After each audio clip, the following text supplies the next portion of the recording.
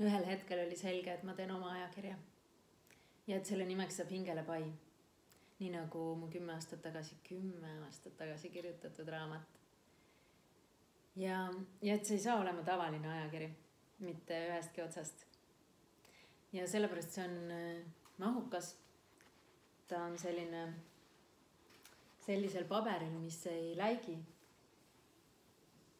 See on teadlikult selline, et pildid ja tekstid on erinevatel lehekülgedel. Et see ei ärritaks närvisüsteemi. Või oleks nagu hästi rahustavalt kujundatud, mitte siia sisse midagi lõigatud või peale kirjutatud. Ja selle struktuur ei ole sugugi juhuslik. See on väga teadlikult valitud selline ennast üles ehitav. Ja selle ma olen võtnud ideena Nekrassovilt, sest et just enne, ma kohe selgitan seda sisukorda või struktuuri ka, et mõni aeg enne selle ajakirja väljaandmist lugesin Nekrassovi Ema armastuse raamatut.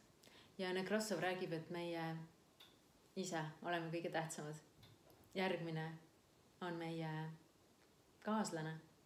Siis on lapsed, kodu, töö ja siis kõik muu. Et need on nagu sellised kontsentrilised ringid, mis nagu endast alguse saavad. Ja sellepärast see struktuur on ka selline, et esimene osa on kõik see, mis meid endid puudutab meie tervist, vaimset tervist ja sellist psühholoogilist poolt. Mul jääb siin silma ka töö endaga, sellised asjad. Teiseks nagu järgmine ring meie pesa ja kallid, ehk siis meie kodu ja pere, lapsed ja paarisuhe. Järgmisena elukutse. Kunagi tahtsin seda oma raamatu pealkirjaks panna, aga toimetaja muutis ära. Nüüd on mul isegi üks folder arvutis, kus mille nimi on Elukutse 2, ehk siis nagu sellele raamatule järg. See on minu arvates hästi oluline. See, mille leidmist me siin elus igatseme, sellepärast, et kui me 8 tundi päevas oleme tööl, siis on nii tore, kui see on see, kuhu elu meid kutsub tööle ja mis annab meile nii palju rahuldustunnet ja eneseteostuse võimalust. Ja siin on siis tööteemad, ettevõtluse ja investeerimise teemad.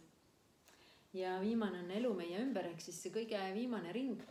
Ja siin alati unistasin, et meil oleks ühiskonnast nagu poliitikast isegi siin juttu. Ja tegin ka ükskord ettepaneku ühele inimesele ja jäin siis ise nii, et tegelikult ta tundub mulle nii negatiivse suhtumisega, et ma loodan, et ta ütleb ei sellele ettepanekule. Ja ta ütles õnneks ei sellele ettepanekule ja nüüd on mul hästi tore poliitika lugude kirjutaja.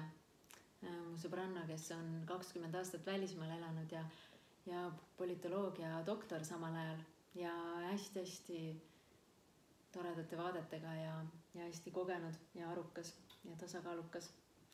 Ja siin kirjutab näiteks Justin Petrone oma elust ja siin on alati mõni reisilugu, sest on ju see ka reisimine see, mida me tahame teha selle 4.